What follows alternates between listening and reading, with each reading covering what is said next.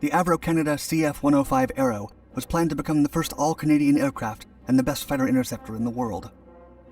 Development began in 1955 as a more powerful version of the Avro Canada CF-100 Canuck, and it was designed to reach Mach 2 speeds at an altitude above 50,000 feet. The Royal Canadian Air Force wanted it to become their primary interceptor, and it even went directly into production, leaving out the prototype phase. But perhaps the program was too costly and ambitious, and the country suddenly faced national security concerns in the face of the Soviet nuclear ballistic threats.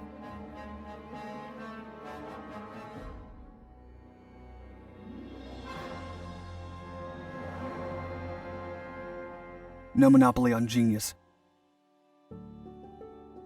In 1944, the Canadian government established an advisory committee on aircraft manufacture. It was determined that establishing a Canadian consolidated aircraft industry was of the, quote, utmost importance to Canada. Avro Canada Limited was then established as the Canadian branch of the UK-based Avro and Company. Minister C.D. Howe and the directors of the British Hawker Siddeley aircraft firm signed the deal, and Avro Canada began operations in 1945. The new company would provide repair and servicing of World War II aircraft, including Hawker Sea Fury fighters and Avro Lancaster bombers. The company's first president was Roy Dobson, who was jointly responsible for the Lancaster bomber. It was the beginning of the jet propulsion era, and a team of talented designers and engineers soon joined the endeavor. Avro Canada quickly became a symbol of the future, and at one point was the third largest company in Canada and among the top 100 companies worldwide, employing over 50,000 people. One of its first projects was the C-102 jetliner, a medium-range passenger jet airliner that the company expected to sell to TransCanada Airlines, later Air Canada. It gained impressive notoriety in April of 1950 when it flew to New York carrying the world's first jet airmail. The New York Times even wrote that, quote, Uncle Sam has no monopoly on genius. But the airline withdrew its support, fearing that it would not be profitable. As the Korean War loomed over, Minister C.D. Howe ordered Avro to fully devote itself to the CF-100 Canuck twin-jet fighter interceptor. The all-weather CF-100 entered service in 1953 under new President Crawford Gorton, and it would serve in several roles until 1981. But the trying times of the post-war demanded more. The Soviets threatened to halt the peace in Europe and North America with powerful bombers that outperformed the best fighters in the West. Consequently, the Royal Canadian Air Force issued a request for proposal for a two-crew, twin-engine supersonic interceptor in 1953. The request specifications included a range of 556 kilometers for low-speed missions and 370 kilometers for high-speed interceptions, cruising speed at Mach 1.5, and a service ceiling at 50,000 feet to be reached in 5 minutes after ignition. The turnaround time on the ground needed to be less than 10 minutes, while maneuverability demanded for 2G turns with no loss of speed or altitude. The Royal Canadian Air Force thoroughly analyzed American, British, and French manufacturers, but no existing aircraft could fulfill the requirements, and there were no plans to build such a model. The Arrow would be a highly ambitious project for its time, but the fighter would exceed all expectations. Supersonic. Avro had already conducted extensive research into supersonic aircraft when the request for such an interceptor was issued. The CF-103 was a modification of the CF-100, with swept wings that allowed better transonic performance. But when the straight-winged CF-100 broke the sound barrier in 1952, the model was abandoned. That same year, the company came up with design studies for a delta-wing aircraft, a whole new concept that pushed the design team to solve unprecedented problems. The delta wing provided the same advantages as a swept wing in supersonic and transonic flight, but it had more space to store fuel, a pivotal factor for a long-range interceptor.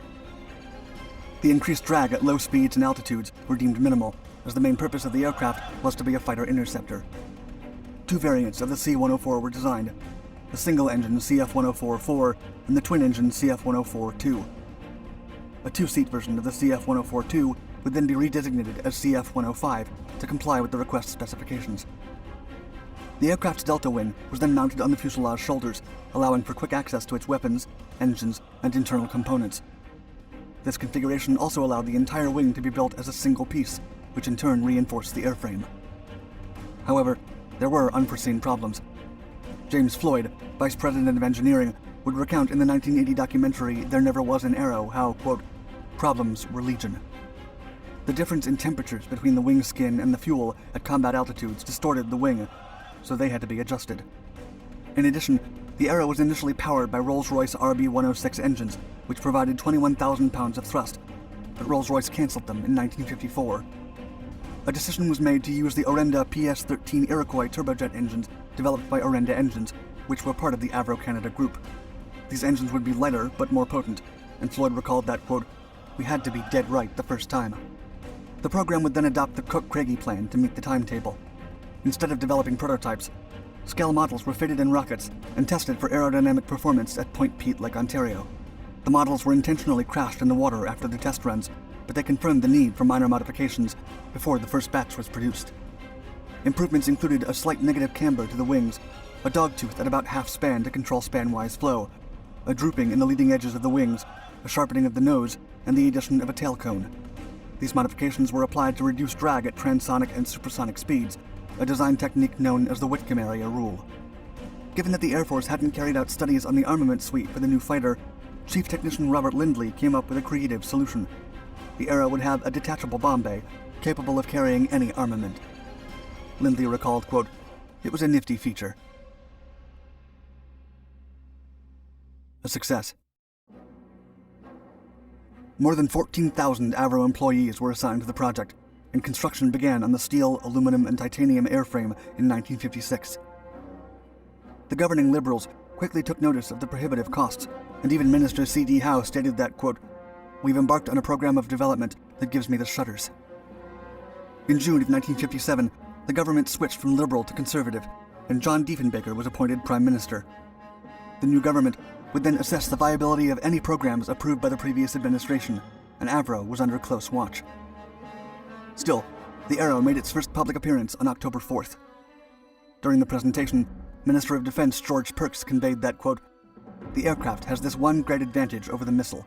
It can bring the judgment of a man into the battle." Unfortunately, the Soviets launched Sputnik 1 on the same day, which overshadowed the Arrow's presentation and officially kicked off the missile age. Despite the odds, the Arrow passed its taxiing test and flew for the first time on March 25, 1958. The first model, RL-201, was flown by Janis Zurikowski. Though it reached only 11,000 feet the first time, following flights confirmed that the years of hard work had paid off, as the fighter reached 50,000 feet at almost twice the speed of sound. Zurikowski later declared that he had never tested an aircraft with such minimal problems. The Canadians were now on the leading edge of aviation technology, with what seemed to be the most advanced fighter of its time. Floyd even sustained that, quote, "It was just unthinkable that anything could go radically wrong with that aircraft." Turmoil. During its first few flights, the Arrow reached above Mach 1 speeds, a feat that Captain Reginald Lane of the Royal Canadian Air Force described as, quote, "a truly incredible accomplishment." Test pilot Peter Cope added that the Arrow actually reached Mach 1.9, and that the Iroquois engine could provide the aircraft with up to Mach 2.4, an unparalleled feat in 1958. 4 consecutive models were developed, and the Avro Arrow was getting more expensive. Minister of Finance Donald Fleming explained that the cost of the unit had been estimated at $1 million, but only if a considerable amount of aircraft were manufactured. However, the usefulness of fighter interceptors was quickly decreasing as the Soviet nuclear missiles became a threat, and the Prime Minister announced in September of 1958 that the Arrow program could not be completed. Nevertheless, 37 Arrows would still be built. 5 months later, the project was officially cancelled, and the Canadian spirits were shattered. The decision also left over 14,000 Avro employees and about 15,000 other personnel in the supply chain without a job. That day is still remembered as Black Friday. The 5 existing models were scrapped within months, while an incomplete 6th one with the Iroquois engine is believed to be in a warehouse in Ottawa. There was fear of secret information leaking to the Soviets, with the police even mentioning a mole within the Avro facilities. Crawford Gordon was fired from the company, and the rest of the team was given jobs around the world. Several employees even moved to the US to work on space missions like Mercury and Gemini. The Avro company never recovered and closed its doors in 1962. The revolutionary jet ultimately proved that smaller countries could hardly compete in the jet age, but there's no question that the Avro Arrow pushed technology to its limits.